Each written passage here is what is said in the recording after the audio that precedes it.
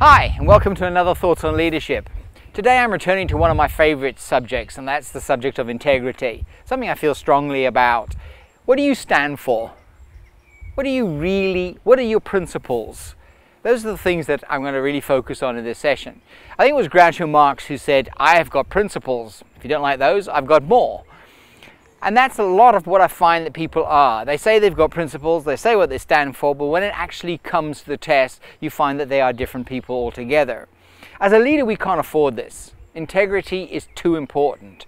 Integrity is constantly building that relationship with people, making those deposits in their emotional bank account, building that relationship with them, so that integrity between the two of you is strong. That enables you to be a more effective leader. So what are your principles? Do you really think about it? Because often we say, oh, well, we've got our principles, we know what we stand for, etc., etc., etc. But when it comes down to it, we find that we give way. In fact, I sometimes joke with people, those who I hear saying, I stand by my principles, and then actually what I find is that they spend their time sitting on them. So what I'm asking you to do is really think about those principles. What do you really stand for? And are you still being true to those principles?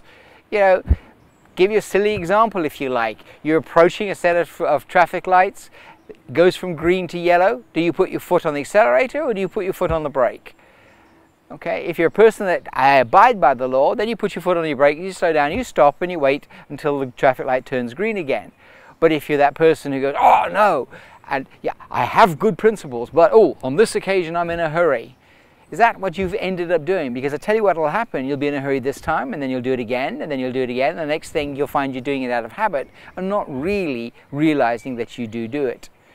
So the question there is, what do you stand for, and are you still standing for what's important to you?